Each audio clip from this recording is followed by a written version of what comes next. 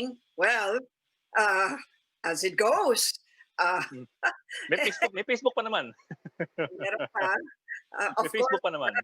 top of story si President Duterte na naman. At saka yung mga niya. Oops. Okay. Lucy, are you still there? I'm here. You don't hear me? Oh, Oh yeah. I thought we lost you for a while. But there's a developing story tonight.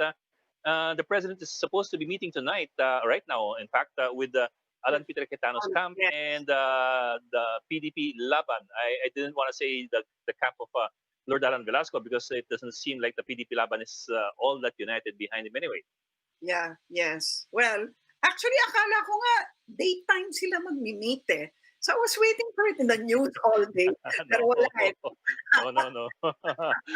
So ngayon pa lang natin malalaman ang ibang fate. iba ng time zones eh. Yeah. Well, So that's a developing story we have to we should be watching out for. Well, sabagay, we don't really know if it'll finish tonight. yeah. I'm sure And see matagal. how these things go. Yeah. Diba?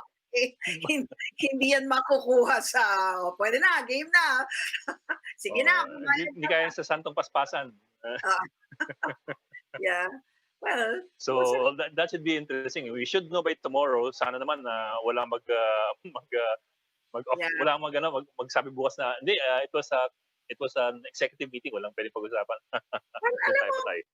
alam mo ang kaabang-abang is how it's going to affect the budget hearings in case magpalit, no? Kasi, I mean, everybody's now really working toward getting the budget passed. And this is not just any budget. Yeah. It's very important budget legislation for a year with such uncertainty that you really need to plan ahead as much as you can, given that there's so much uncertainty, you don't exactly know where you're going. So, but all we know is the sooner we get this budget down pat now, the better. It's the worst time to politicize it.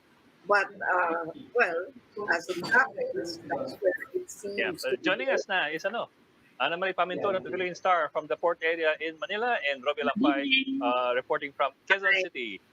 Good evening. Good evening. Good evening. Pero sila sa speakership. Baka in a few moments, meron ng balita kasi meron ng picture eh. Moments meron talaga. Meron na inilabas ng meeting eh. So, Moments talaga. Baka Who looks happy. pero baka umpisa pa lang 'yun. Baka nag-photo op na habang Alam mo, minsan, nakangiti muna lahat. Habang Photo op muna bago magsimula ang meeting. Di ba? Baka pre-discussion.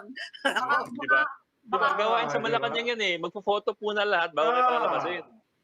Hindi, photo yun ni Senator Bongo.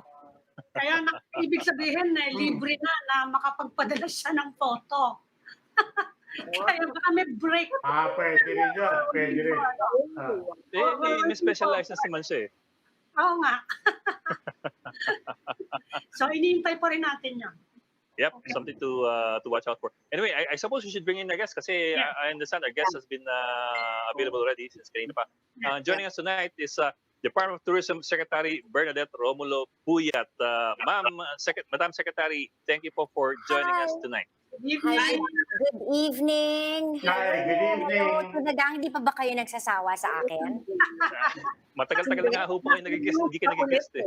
Uy, palagi na yata. Suking-suki na ako sa inyo. Ma'am, teka po, sa Thursday, at least yung original schedule, dapat magbubukas na to tourist yung Boracay, and as well yung Baguio City. But there were some concerns there kasi Baguio was supposed to originally open on September 21 last week, pero September because of the spike. 22. Okay, let me explain. We were thinking of September 22 sana, reopening to Region 1. But then when we were there, of course, di ba, Mayor Magalong, nag-mass testing siya, so more than 3,000 ang tinest niya. That was nagtumaas and naalam niya kung galing sa isang slaughterhouse, nag-inuman yata. So alam niya. So ang sinabi nila niya, and when we were going around, gusto kasi namin mas pulido lahat. In fact, I was visitor number 1 sa Baguio, but yung we wanted sana, yung what we were talking, because this is COVID, we can't be stuck on one target date. So nag-usap kami, gawin na lang natin October 1. Anyway, parang we just want to, although the spike was not because of tourism, it was because may nag-inuman sa slaughterhouse and nag-increase talaga siya, yes. And then in fact, I said that was a blessing because it wasn't because may pumasok. In fact, the provinces from Region 1, Ilocos Sur, Ilocos Norte, their cases are actually lower than Baguio. But yun, this is just a dry run. So the residents from Region 1 who want to go to Baguio need to do an RT-PCR 2 to 3 days before, and then you have to pass through a triage. And then we'll see how it goes. He's going to accept 200 guests a day. But again, this is not cast in stone. Pwede naman, pag okay, mag-increase, pag hindi, bababa, ganun-ganun lang naman. And so we'll see first. And likewise, the Baguio residents can go naman to Ilocos Sur, Ilocos Norte, Pangasinan, La Union. Yun na muna, we call it Ridge and Reef Travel Corridor. So sila-sila muna ang pwede. Now with Boracay, Boracay has been open to Western Visayas since June 16. And then a month after, they asked kung pwedeng tanggalin yung age restriction. So pinayagan naman namin.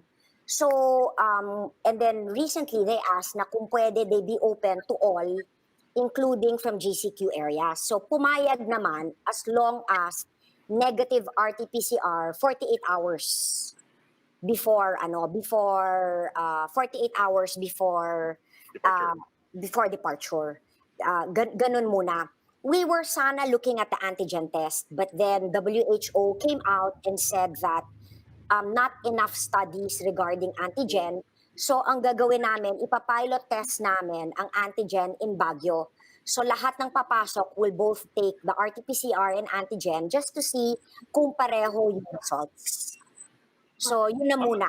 That's where we are right now. I was wondering lang about the 2-day you have to get your test 2 days before departure. Kasi yung RT-PCR po takes sometimes up to 3 days. I'm wondering now, how you fit medyo that. mabilis na. We could relax that naman, 2 to 3 days. But actually now you can get it within the day. Mabilis na ngayon ang RT-PCR.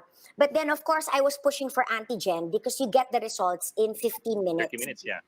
Yes, 15 to 30. But then lumabas ang WHO na they want us to be cautious. So yung pilot namin actually sa Baguio is under the WHO. So to see kung ano, kasi of course we're looking for ways that is more affordable and faster. Kasi gaya ng RT-PCR, di ba? It takes quite some time. And then syempre when you swab, you have to do home quarantine. Kasi you were only negative at that time when you swab. So although for the past 3 months, we've already had dry runs, negative RT-PCR 2 to 3 days in a resort in El Nido, another resort in two resorts in Palawan, 1 resort in Bicol, and so we've been doing it naman. So far so good. So we'll see how this goes. Pero syempre maingat kami talaga. Like yesterday I met with the governor and the mayor. Sabi ko no drinking. Yung kasi according to MGCQ dapat 2 bottles maximum lang. 'Di ba? 2 bottles maximum lang. Kasi nagbukas siya ng bar, pinasara namin because how do you do physical distancing when yung I explained to the mayor and the governor naman okay naman, magkasabay naman kami. We explained that dapat maingat talaga tayo with regard to reopening. Because all eyes now are on Boracay. Yeah. Secretary, I noticed we were playing that video showing all the beautiful scenery around the Philippines. Where are you playing this? Are you playing this na overseas or for domestic consumption lang muna yan? Well, And digital for domestic. Yes. And then we show it in CNN, BBC. Yes. Select lang para top of mind pa rin tayo. Kasi hindi naman pwedeng wala lang talaga completely because we have to show that we are ready. When we open up to international travel. Although now we are really focusing on domestic tourism. And it's not so bad because 2019, tourism contributed 12.7% to the GDP. 10.8% of that came from domestic tourism. So it's really not so, I don't know, kasi when you think about it, noong 2019, we had 8.26 million international arrivals compared to 110 million domestic. So really, strong talaga tayo sa domestic. So I actually find it very funny that we're so anong-ano with domestic when the big chunk of our income comes from domestic tourism. 10.8% of your GDP. Right. So, yes.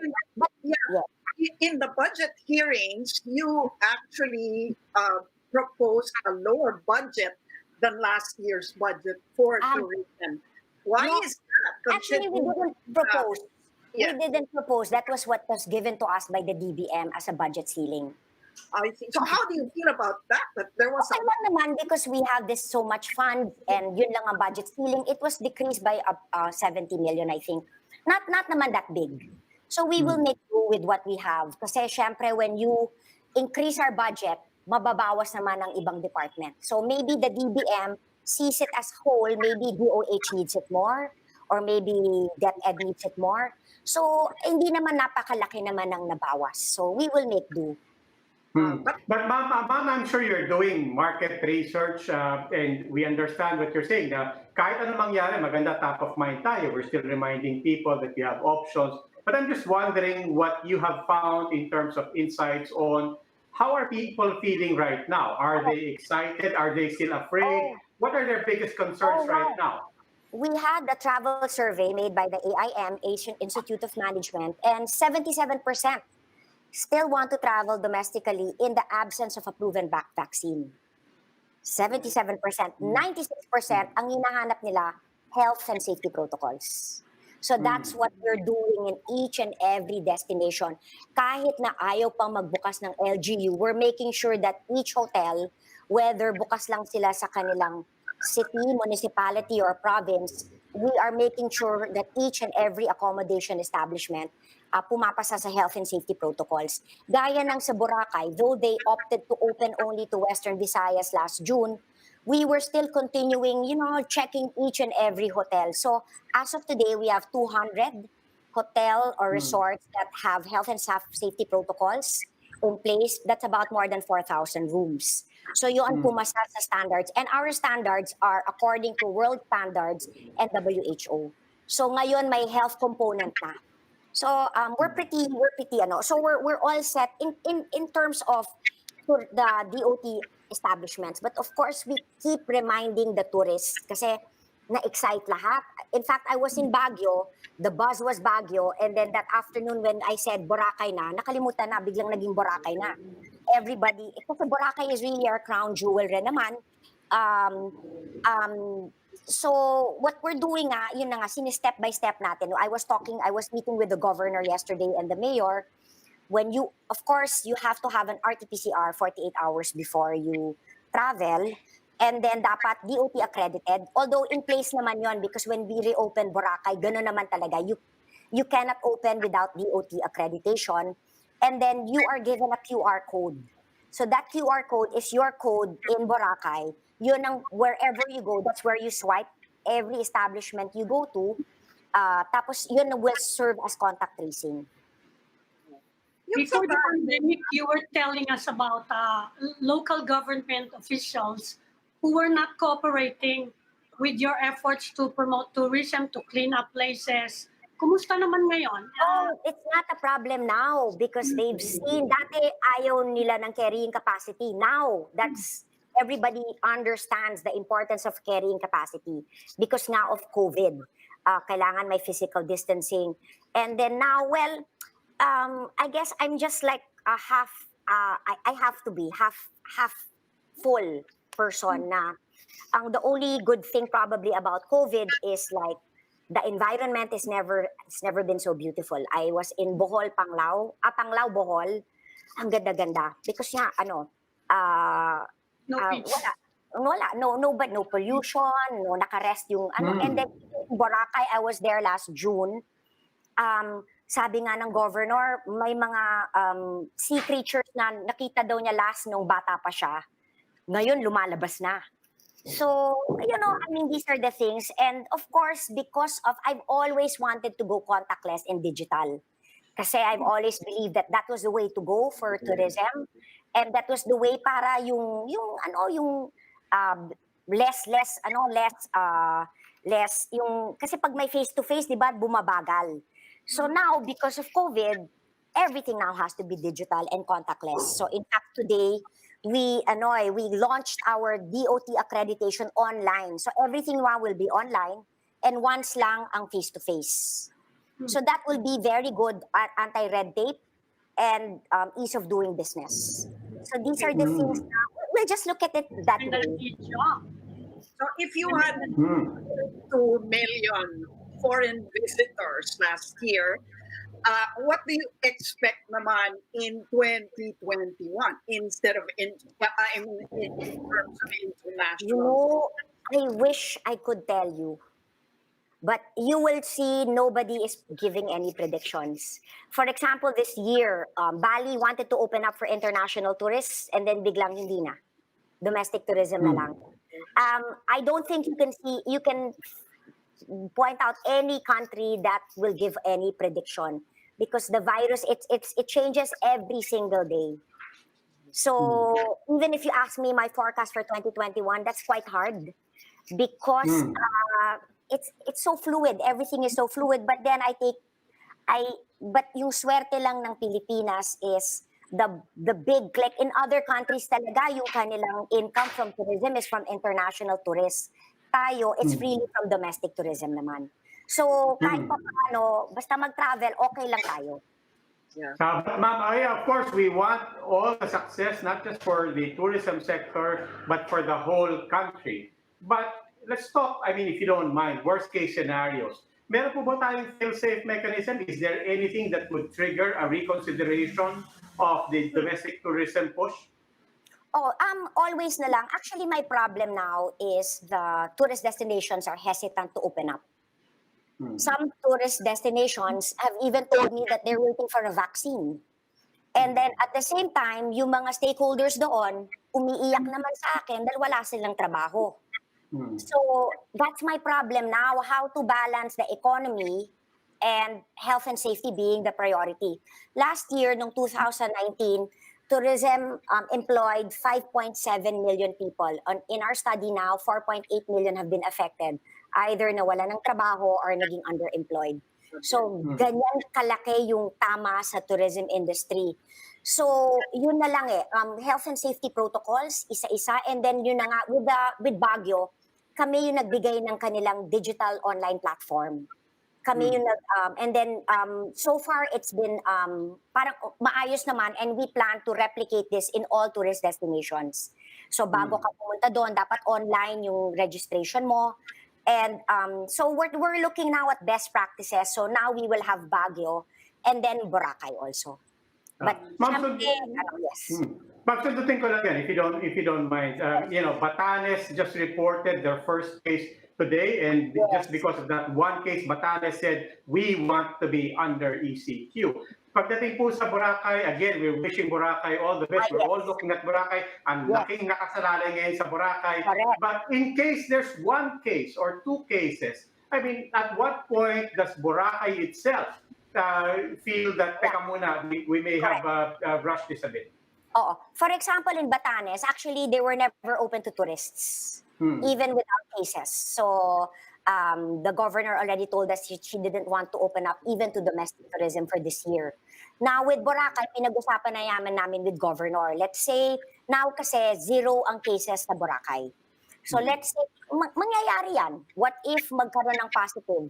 So for example, alam na namin, kung may ginawa na namin ni governor, we simulated it na. Pagkadating mo pa lang sa, kunyari negative na RT-PCR mo, on the day itself, biglang may sore throat ka, sinisipon ka, hindi ka na magka-travel. No symptoms dapat. Now, let's say, pagka-land mo, tapos biglang inuubo ka na, may isolation facility na sila before you even ride the jetty. Now, let's say, pagka-cross mo na ng island, tapos nandoon, biglang inuubo ka na, nilalagnat ka na, dadaling ka na agad sa Kalibo, sa isolation facility at itetest ka na doon. And may mga quarantine hotels na sila. So, yun, inano na namin isa-isa. And by the way, I'm leaving for Boracay. Kasama ko ang Makati Medical Foundation. And they're joining me because they're going to, they've already upgraded the hospital in Boracay. So they will still continually, si Marge Makasait Baro, she's such an angel. When she found out magbubukas na ang Makati Med, she asked me paano pa daw sila makakatulong. Kasi they want to prepare yung any emergencies, hindi lang COVID, ang hospital sa Boracay itself. Diba that was the perennial problem. But now, thanks to the Makati Medical Foundation and MVP, yun, matutulungan tayo. So kasama ko yung mga, the Makati Medical team when we leave for Boracay. Ma'am, a while ago, you're talking about actions to take in case symptoms arise. Pero mga 80% of those COVID positive do not even show symptoms, if at all Yes. mild symptoms. Yes. Well, just to follow up on Robbie's question, is there a number or a trigger number which would make the DOT or the national government decide to clamp down on Boracay again? Oo, actually ako pa lang, I talked to the governor yesterday about it. Let's say, sabi ko, nasa hotel na, nag-positive. So syempre, kailangan mo muna i-close yung hotel. I-quarantine mo lahat, di ba? Kailangan, you have to do contact tracing. I'm actually we're going to be with the DOH when we go. I want to know, kasi malaki yung Boracay, ano yung trigger. But definitely, una, ika-quarantine mo yung hotel. Close muna siya. And dapat sanitize, dapat lahat ng positive or maybe yung close contact, dapat anuin natin, idala na agad sa quarantine hotel, which is not located in Boracay, but in Kalibo. So yun muna. But yun, i-discuss pa namin with the DOH. Pero ako, I'm very cautious, ha. Ako, kunyari, kukunti pa lang, I'm not afraid to, kasi, alam mo, I've learned a lot from Mayor Magalang. I've been spending a lot of time with him. And he told me, alam mo yung mga target na yan, wala na yan. The situation is fluid. Don't be afraid to lock down if you have to. Localize lockdown if you have to. Because this is already health and safety. And if the people see that hindi ka nagpapabaya. So kunyari, for me, kung pwede yung hotel. Pero let's say, kung buong Station 1, gagawin natin. Depende kung saan pumunta yung tao. It's the contact tracing. Kung minalas ako, yung positive na yun, nagpunta from Station 1 to 3, we may have to close that first, di ba? Kasi we hyper-localized lockdowns ang possibility. Localized muna. The Magalong method is localized lockdown first. But let's say that person, nag-enjoy siya from Station 1, 2, 3, umikot siya. No choice. But again, it's case-to-case basis. Yeah. But again, with me, I am not afraid first of all, you have to be transparent. Kung meron isa, please tell everybody. Diba? Kasi everybody naman knows that this virus is quite new. Yun na nga, maraming asymptomatic. So for me, I always tell the tourists, and it's so ironic, I always tell the tourists, I'm the tourism secretary, but I keep telling people, we're restarting tourism, but there's still COVID. Wear a mask, watch your distance. In other countries na, it's 6 feet apart. And always wash your hands. Ganon palagi. That's always my... So that's why nga I told the mayor and governor, wala na munang party, ha? Walang drinking. Kasi pag may drinking, pag lasing, mawawala na yung physical distancing. I know people go to Boracay to party, but I think now is not the time. Because we have to be careful. Secretary, you mentioned the improvements in the environment. Are you seeing any other opportunities for the long term in the new ways of doing tourism? In our survey, we asked them, what do you want to do during COVID in the absence of a vaccine? Number 1 is still sun and beach. They want fresh air. Ang lumitaw was farm tourism. They want to see where their food grows. Basta gusto nila lahat open air. Ayaw na ng mga... We surveyed more than 12,000 people all over the country. Ayaw na ng yung malaking tour group, dapat small. Gusto ng mga mountain climbing, yun na mga all fresh air. Ang swerte naman natin, most of our tourism products are really about nature. So, culture, open air. So, yun. So, we are catering now to what the market wants. And ang swerte naman natin, we have 10 tourism products, tugmang-tugma most of our tourism products with what the tourists want during the time of COVID under the new normal. What are those products when you say tourism? Okay, sun and beach, diving, culture, we have, sorry hindi ko ma-memorize, yes, of course, kasama ang food kasi sa culture Sa culture, sports tourism, ESL, English as second language, though they go physically to Cebu or Baguio, you can do it naman online. So yon, buhay pa rin siya. Let me mention it, but then we have 10 and farm tourism pala. Farm tourism, adventure tourism. So, buhay na buhay pa rin talaga. And by the way, there's a phone-in question for me here. Baka si Jovi lang yan, ha? Paano? Si Jovi lang yung phone-in question na yan.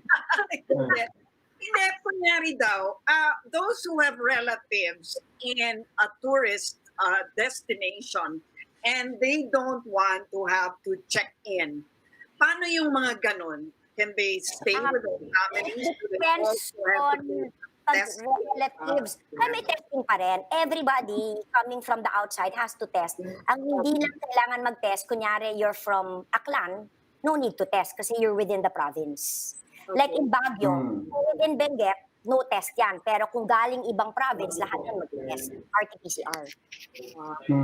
Ma'am, the last time you were here, we talked about yung mga accommodations, especially the big hotels, the big resorts. Medyo kampante pa sila that they have scale and they can adjust to the new normal in the business environment. But we asked you, ano yung implications for the small people, for people doing Airbnb, yung mga nagpapa-homestay, yung mga pa-isa-isang room lang yung napaparent nila. What are the implications in this new normal for the people who want to take a stake in the tourism sector pero hanggang ganyan lang yung muna yung bakas nila? Would you believe ang Airbnb dati hindi yan on their own, hindi yan kailangan ng DOT accreditation. Pero ngayon, all accommodation establishments because we have to make sure that health and safety protocols are in place. Yun. So, marami nga sa like Boracay. I had 2 in the morning, I received a call from a friend of mine who was Swiss. Tapos nasa Airbnb sila, hindi makahinga. Pero hindi ko naman pwedeng sabihin, hindi accredited yan. So, kami naghanap at 2 to 3 in the morning ng doktor, etc. Pero ngayon, hindi na pwede yung gano'n na papalusutin. Dapat talaga on call yung mga doktor, yung first aid, dapat health and safety protocols sa alam ng may-ari ng Airbnb or ng accommodation facility, anong gagawin in case of an emergency. Hindi na pwede that. Yes. So kung ako po, mag-Airbnb ako, as we said, in this new normal, I go for accreditation with the DOT or with my LGU or both? DOT first. DOT. And then, of course, you need a business license with the LGU. Kumusta yung mga assistance packages for the tourism industry? Lalo na yung mga travel agencies. Yes. Marami silang hinihinga, di ba? Kumusta na yung... Nung bayanihan too, we are so grateful naman to the BICAM na nag-allot sila ng 6 billion for working capital, but this is under SB Core. Kasi wala naman kaming lending agency So it's under SB Core. And then they allotted 3 billion for cash for work with DOLE naman. But then, pagkausapin mo lahat ng sa tourism industry, of course, masaya sila may working capital loan. Masaya sila may cash for work. But nothing beats na may trabaho sila. So they all are batting for restarting tourism. So, yun na nga marami nagre-reklamo na ano ba yan, may RT-PCR, mahal, etc. Ang lagi kong sinasabi, buti nga nakabukas na tayo. Hindi naman ito all or nothing. Unti-untiin lang natin, di ba? Kasi may COVID pa. Buksan lang natin, who knows kung yung antigen, yung pilot testing namin with Baguio, maging successful o di mas magmumura. Because we have to learn about the virus, we have to live with the virus. So ngayon, masaya lang ako na pumayag na, imagine, even from GCQ to MGCQ. Kasi pag GCQ, dapat bawal ang leisure. Pero pumayag na. tapos wala ng age restriction. So at least yon unti-unti, and then hopefully our pilot testing regarding antigen will be successful. Yung results with the RT-PCR will be the same. So we can eventually use antigen testing para mas mabilis at mas mura. Anong region ang pinaka nag-suffer ang tourism year on year? Well, NCR talaga ang yung nag-suffer. But while next, di ba, naging ECQ ang Cebu, but now they're doing very well. They're MGCQ now. With tourist destinations, it would be Boracay because that's our number one. Siyempre, wala. Although zero ang COVID nila, wala naman makapunta. But Palawan, for example. Palawan, nag-suffer rin, pero I've been talking to, the governor naman is very supportive, but the mayors, they don't want to open. Only one mayor agreed to open sa El Nido, pero one resort lang. Pero yung So, mga di ba? Kasi pero ayaw magbukas. Ayaw magbukas ng ano. Hindi ko naman mapilit kasi first of all, they are elected. And syempre, nag-aalala sila because though maraming nagugutom na ngayon sa tourism sector, kawawang-kawawa, yung non-tourism naman, takot na takot. So again, it's balancing di ba? So we're hoping, so far naman yung sa El Nido, one resort is open, RT-PCR, okay naman, very good naman yung results. No positive, no outbreak. So I'm going to talk to the mayor again if she is open to opening more resorts in El Nido.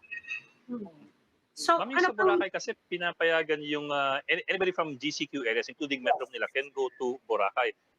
I'm wondering about places like Baguio, where you have to be from Region 1 to get in.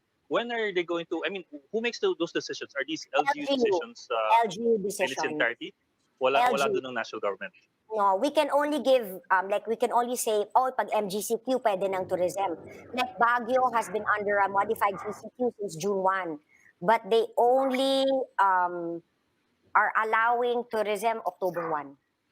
Because syempre, they know their own, di ba, they know their own yung mga capacity nila, etc. So we have to work closely with the LGU. Ma'am, we were talking to the mayor of Malay a few days ago, and we asked a question. It was rather ironic, but at the same time understandable. That given the balance between supply and limited capacity on one hand, and then demand on the other hand, as well as the desperation and the eagerness of businesses to reopen, ano po yung net effect? Nagmura ba or nagmahal? Let's say Boracay. Ang mga resorts, I heard, yung mga iba up to 75% off ngayon. Yes. But of course, kasi syempre they have to attract visitors. But of course, may magrereklamo pa rin. Bakit may RT-PCR pa rin? But of course, again, you have to, if that's the way to open up, and right now, RT-PCR is your gold standard, then yun na muna, unti-unti, diba? Para naman nakabukas at least. Yeah. Is there going to be a new branding, do you think? For Yes. the country coming into, the 2021 pandemic, and especially when the vaccine is finally here?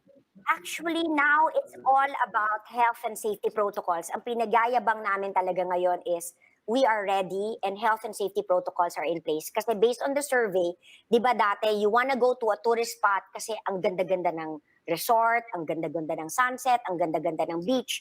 Ngayon, am I safe? May hospital ba? How are they equipped for medical emergencies? So, ganun ngayon yung, pero okay lang. I mean, that's how it is in tourism. You really have to adjust to your market.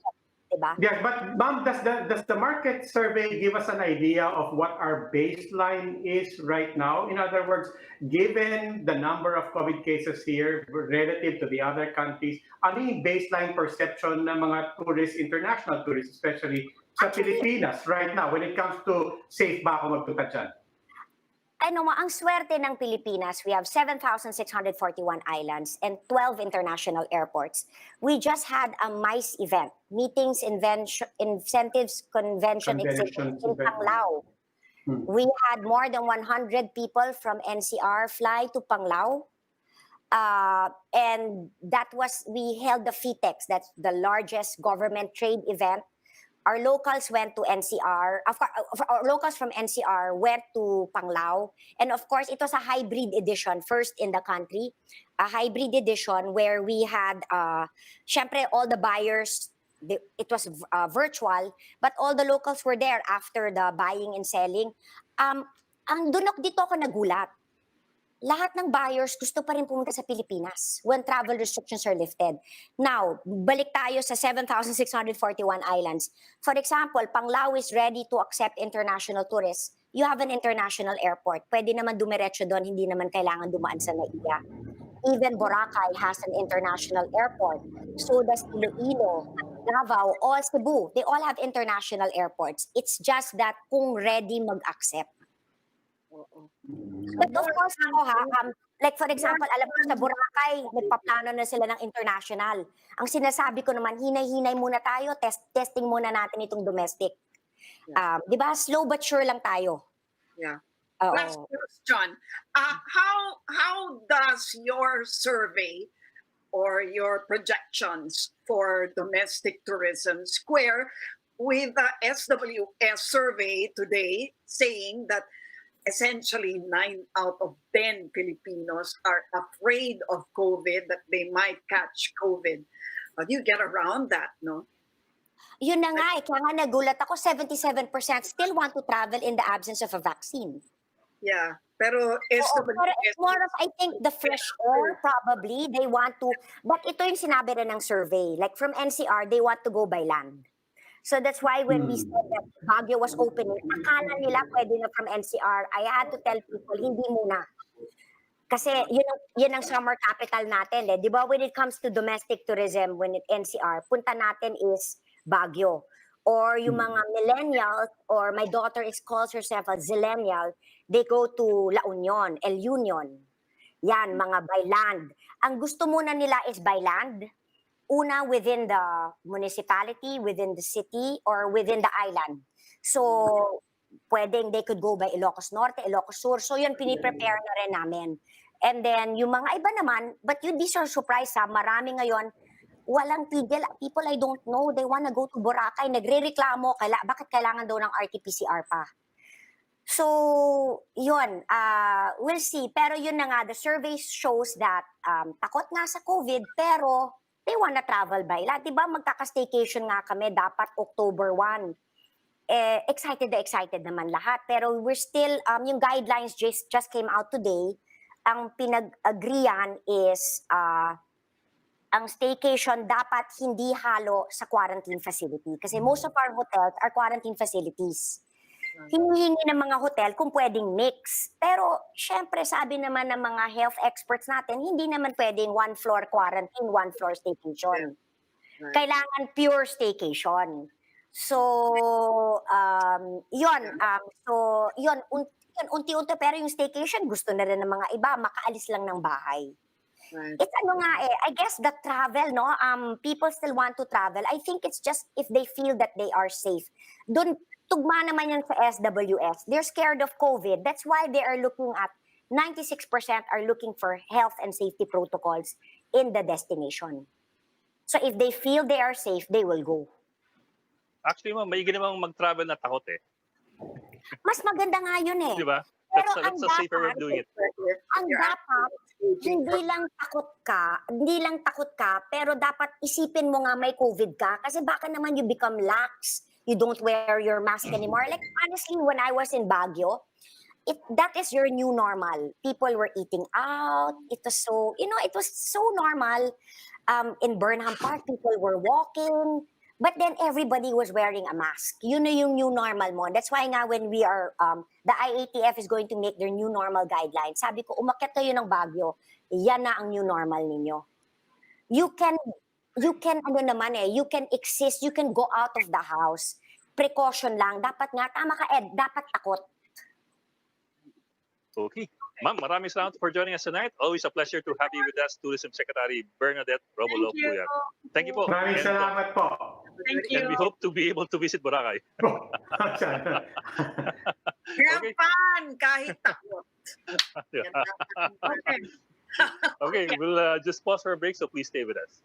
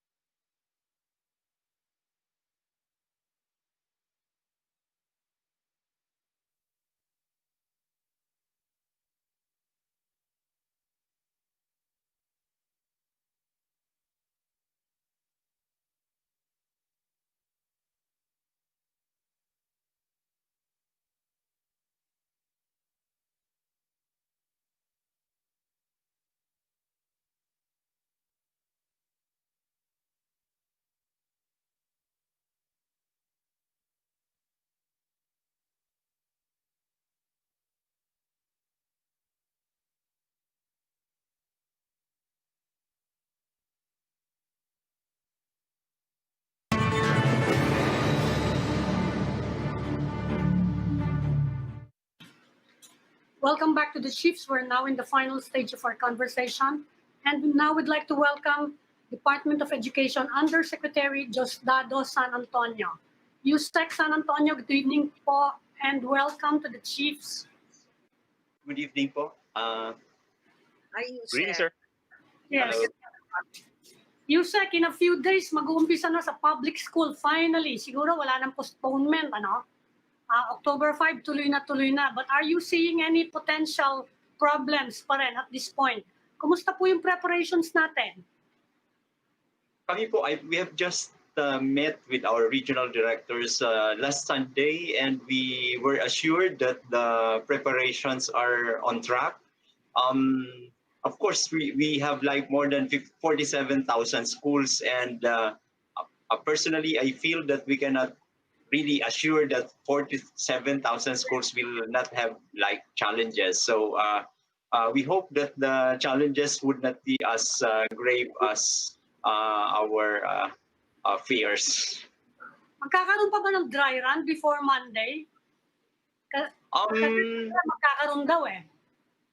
Ongoing po yung mga dry runs. Yung last na na-report sa amin, more than 30,000 schools have actually undertaken dry runs. This was last week. So ang tingin po namin, since we're now on the final week, baka yung almost 40,000 na to, more than 40,000 ay ano na. And then yung po sa TV, may ongoing na rin po kami sa isang channel nung dry run din. Yes. Yung enrollment, kumusta na siya? Dati, you were saying mga 3 million pa, you were waiting for another 3 million to enroll. Nadagdagan na ba yung nadagdag pa sa ano? Nabawasan na ba yung ano, yung backlog? As of this morning po, ang datos namin, 88.92% of previous year's enrollment ang nakabalik, 24.69 million. Sa public schools, 99.57% na, 22.47 million. Ang private schools po, ang 50.23 million, 2.162 million yung enrollees nila. So may mga hindi pa ho talaga bumalik, about 11%. In actual numbers, ilan yun? We have like 27, so ano pa rin po, more than 2 million pa. 2 million pa, mama. So nakaka 1 million kayo in less than 2 weeks, ha? So tuloy-tuloy pa rin yung enrollment? Yes po, kung yung dating trend, normally po yung first day of classes, ang daming dumadagsa dyan. Pero ngayon, since walang face-to-face, hindi po natin makikita yung pagdadagsa. Pero ang tingin po natin ay mayroon pa rin pong magpapalista. I-consider din po dito, di ba yung na-report na rin namin na 398,000 plus learners from private schools ay nag-seek ng transfer sa public.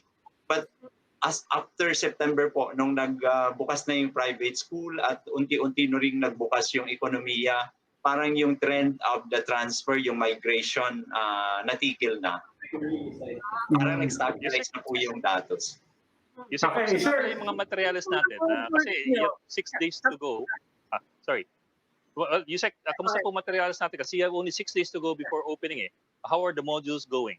Yes, there you go. Ang reported po sa amin, as of yung press con namin yesterday, 80% ng mga na-produce na self-learning modules, yung kukuha po ng printed option, ay na-distribute na, na-deliver na.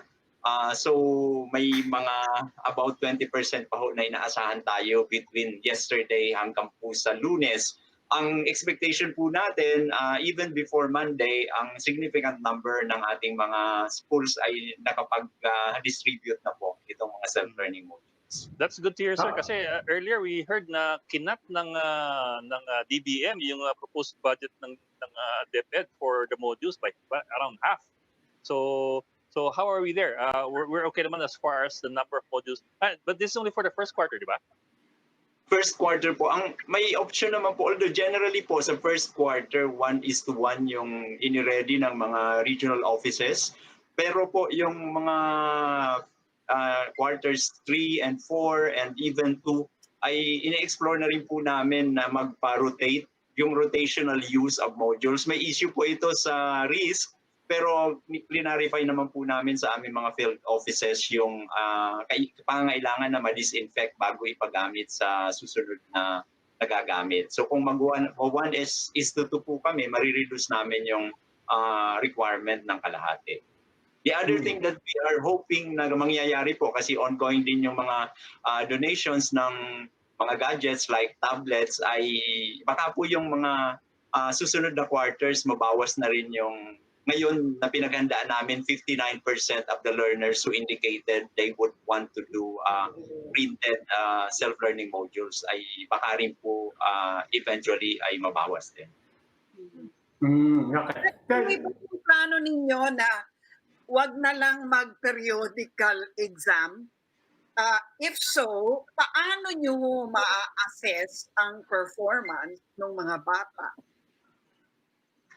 Ano ma'am, itong planong ito, we did this sa final quarter nung natapos na school year. Yung po kasing classroom assessment natin, criteria, 3 yung ating ginagamit. Periodical test is 20%.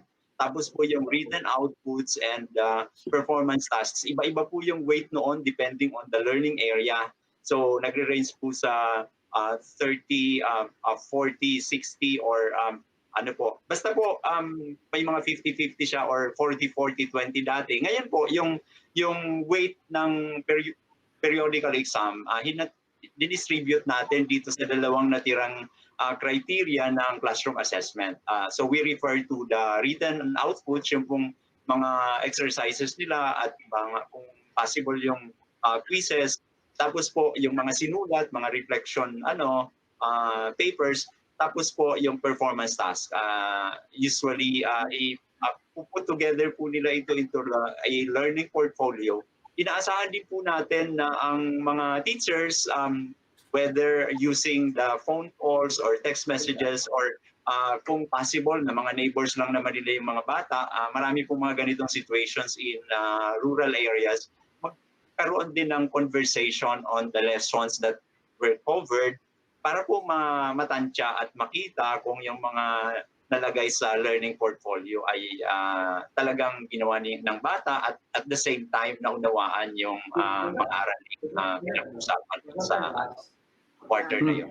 Sir, kanina pinag-usapan natin yung materials. Kumustahin ko rin po yung mga teachers naman natin. How are teachers, not just in terms of readiness, but literally in terms of quantity? Do we have enough? Tanungin din po natin yung plano nyo nga to hire these so-called para-teachers or yung learning support aids o tinatawag na LSAs. Particularly, there was some hope expressed na baka yung mga na-displaced from the private schools might be accommodated under this program.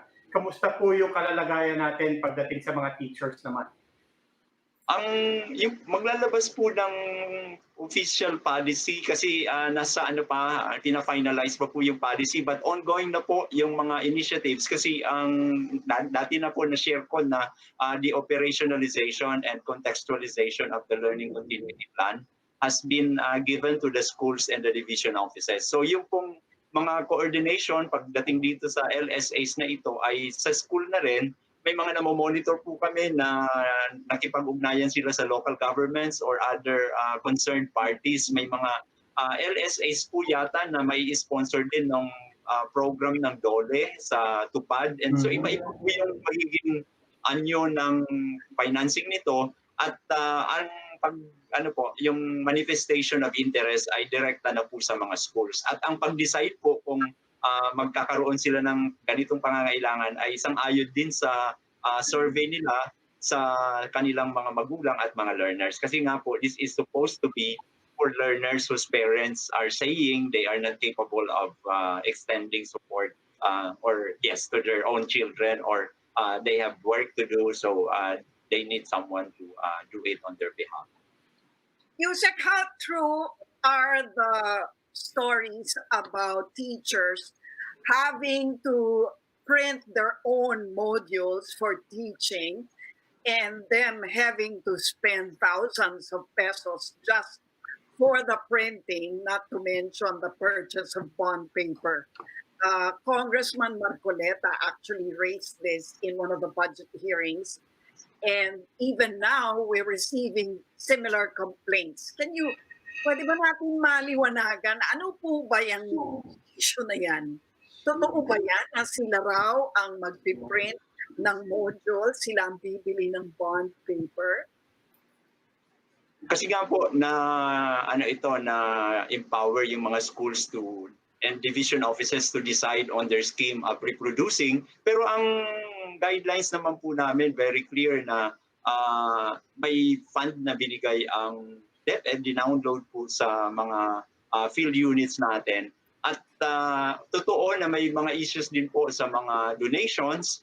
At ang sinasabi namin, if interested parties are willing to help the schools raise the resources needed, na difference nung nabigay namin ay pinapayagan po pero in kind dapat. At naunawaan po natin that some teachers were not able to wait for the downloaded funds. Ang sabi po ng ating tanggapan sa Office ng USEC for Finance, pwede naman po yung mga ginastos nila pag may resibo na isubmit para ma-reimburse yung expenses nila.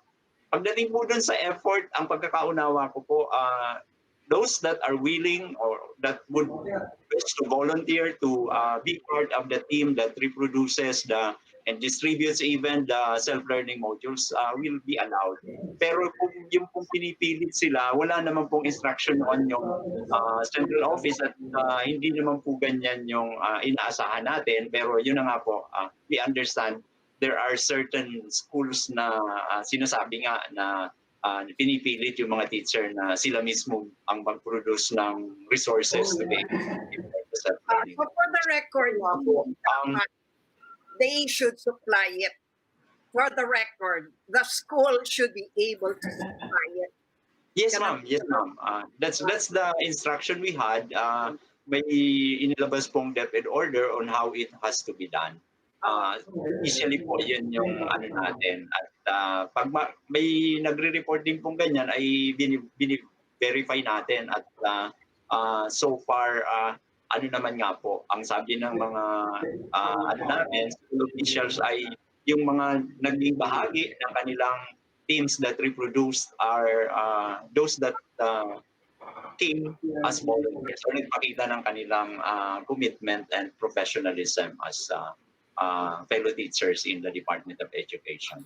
You Kasi said sabi there niyo po are kanina, thousands of teachers, sige po, go ahead, Ami. there are thousands of teachers na na-displaced from the private schools kasi daan-daan yata tayo nagsara sa kanila. Are they applying sa public school and are you accepting teachers from private schools? Ang pagkakaunawa ko po ay priority usually kasi po normally they would have an edge considering that the experience is a significant factor sa mga binibilang when they are assessed.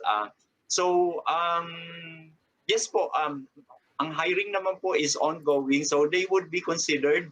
I'm not very sure kung may extra priority, but sabi ko nga po, naturally, they would end up ranking higher than the new graduates, the fresh graduates, because of their experience.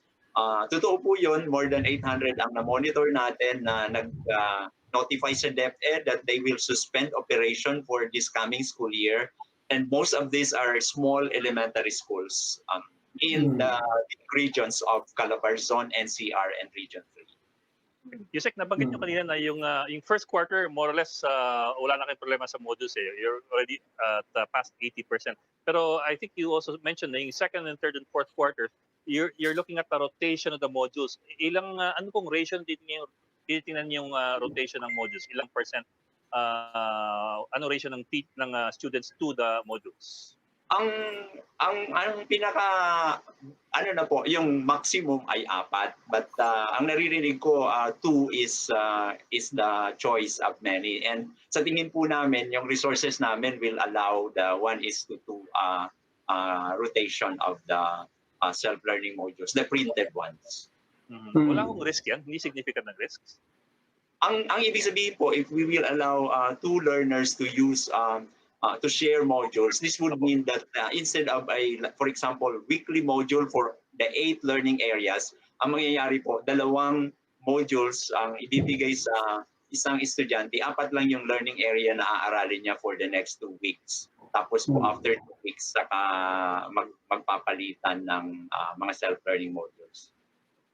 Yusek, I recently saw some reports from advocates for children, particularly those advocating for safety. And sinasabi nila, as millions of students are required to go online, one unintended consequence might be that we're exposing more children to safety issues online that they might not be aware of or they might not be prepared for. Is online safety for children, and for that matter, for their parents, is that part of the program? Is that part of the curriculum that DepEd is taking into account?